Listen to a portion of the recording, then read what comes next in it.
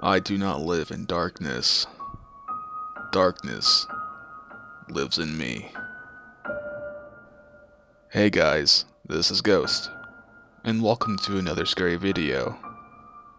This story was originally made by the Angel BBY titled, I Thought My Neighbor Had the Flu, and boy, was I wrong. Enjoy.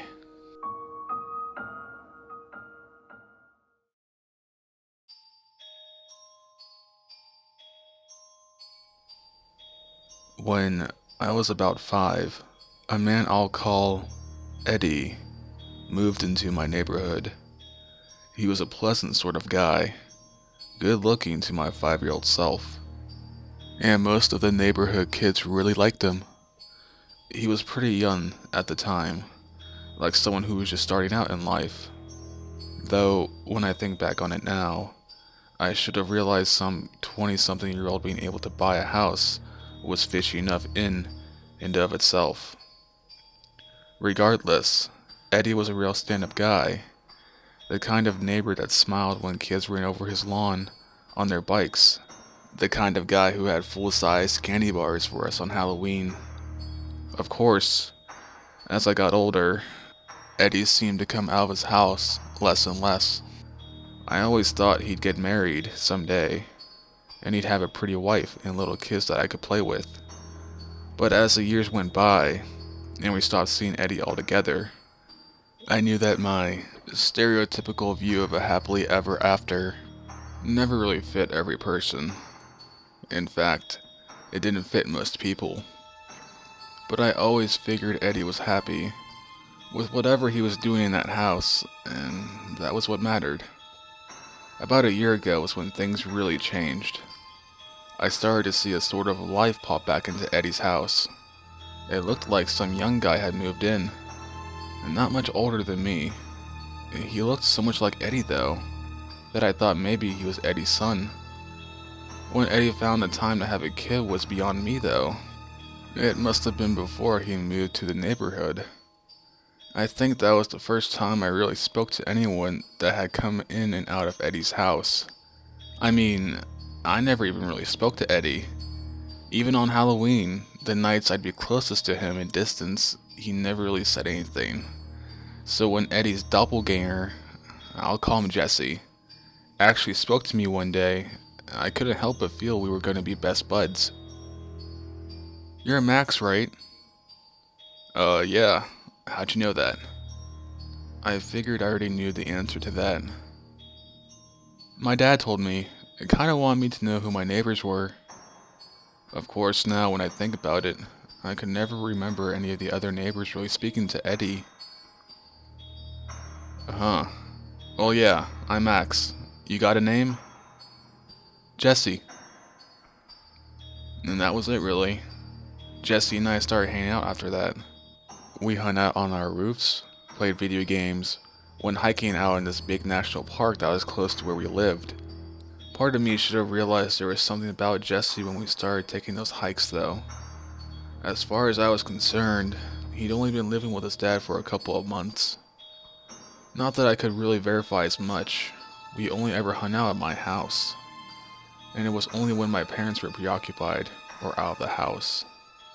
I just figured he and his dad didn't really get along that well. Little did I know. Regardless, the hikes were fun, if a little strenuous.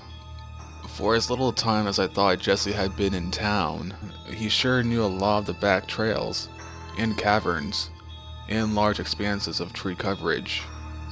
He even knew where there was a small river several miles away from the one of the far borders.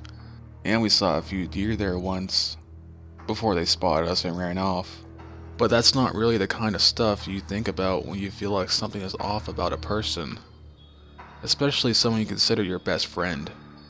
So I lived contently next to Jesse for about a year, never really bothering to ask about Eddie, never really bothering to ask why he'd only started living in the neighborhood then. Never really bothering to question what his life was before moving here. Then, one night, Jesse got what I thought was the flu. Jesse getting sick wasn't all that unusual. Actually, he got sick about once a month. Something I used to poke fun at about him. That night wasn't really that unusual, and I could usually tell the sick day was coming about 2 days in advance. He always got so antsy, and a little aggressive too. Not really with me, but just in general. He got really annoyed at the smallest things, and he gets so twitchy too. All the signs of something that was definitely not what I stupidly thought was some common virus. Well, this month was different. I don't know what possessed me to go over to Eddie and Jesse's house that night. With the full moon hanging pretty in the sky, I don't know what possessed me to pick the lock of the front door when nobody answered. I guess I was just worried, which isn't what I mistakenly thought was a case of the pit in my stomach. It wasn't long after I entered the house that I started hearing strange noises from the basement. I had been in plenty of other houses on the block, and they were all basically built the same way. I made my way over to the basement, and I listened. Sure enough, there was something scratching at the wood on the other side, and I thought I heard whining. "Jesse?" The scratching stopped, only to be replaced by more whining, almost like a dog. Well, that was enough for me.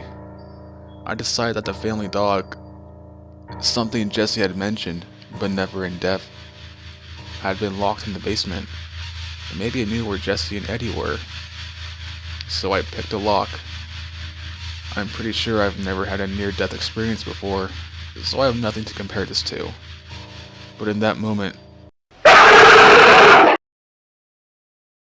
as this huge dog or wolf thing sprang at me with enough force to lift me off my feet before my back hit the ground, I couldn't help but think about my family, my friends, even Jess. My head was swimming from the impact, and I could feel pain all down my shoulders where the creature was pinning me to the ground. I couldn't make sense of any of this. I could feel myself bleeding, and I probably had a concussion too. All I really know is that I stared up at this thing snarling at me. Its teeth bigger than most knives I'd ever seen. I couldn't help but think it looked kind of human. "Jesse?" I murmured as I stared into its angry green eyes, my vision blurring from pain and trauma. To this day, I don't know why I said that. What synapses in my head fired in just the right order to make me think this thing was my best friend. But hell, it must have been the right choice, because the creature seemed to stop snarling so much, and instead took a big sniff of me. A second went by, and then it spun off and ran right out the front door I left wide open. I couldn't move though. I couldn't really focus much either as I started to lose consciousness. All I remember thinking was, "Holy God or whatever higher power exists, please help me now because my best friend is a fucking werewolf." And I just let him out.